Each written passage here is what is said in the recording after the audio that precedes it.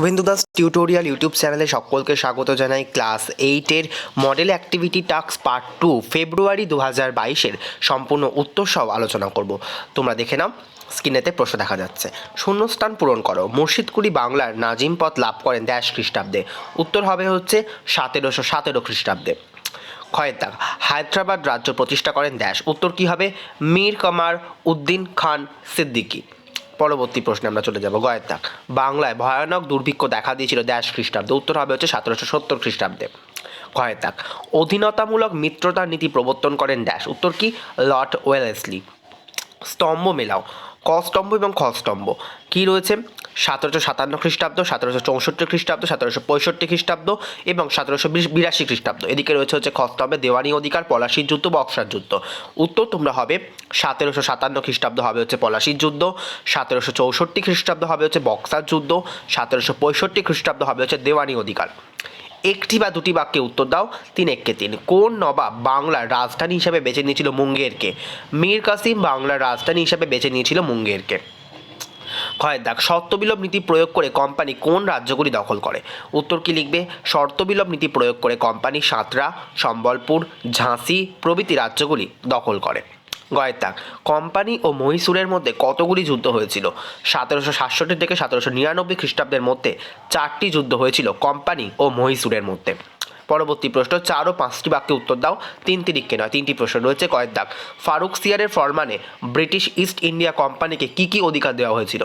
ফারুকসিয়ারের ফরমানে British east India কোম্পানিকে যে অধিকার দেওয়া হয়েছিল তা হলো ব্রিটিশ কোম্পানি বছরে মাত্র 3000 টাকার বিনিময়ে বাংলায় বাণিজ্য করতে পারবে, কিন্তু তার জন্য কোম্পানিকে কোনো শুল্ক দিতে হবে না। ব্রিটিশ কোম্পানি কলকাতার কাছাকাছি অঞ্চলে 38টি গ্রামের জমিদারি কিনতে পারবে। কোম্পানির পণ্য কেউ চুরি করলে তাকে বাংলায় নবাব শাস্তি দেবেন ও কোম্পানিকে ক্ষতিপূরণও দেবেন। কোম্পানি জাহাজের সঙ্গে অনুমতিপত্র থাকলেই সেই জাহাজ অবাধে বাণিজ্য করতে পারবে। তাছাড়া বাংলার নবাবের মুর্শিদাবাদ ও টাকশাল প্রয়োজন মতো কোম্পানি ব্যবহার করতে পারবে। পরবর্তী প্রশ্ন, পলাশির লুণ্ঠন বলতে কী বোঝো? 1757 খ্রিস্টাব্দে পলাশির যুদ্ধের পর বাংলার নবাব হন মীর জাফর। নতুন নবাব ইংরেজ কোম্পানিকে বাংলার বিনা শুল্কে ব্যবসা করার অধিকার দেন। 2 নম্বর, 24 পরগনা জেলার জমিদারি লাভ করে ইংরেজরা।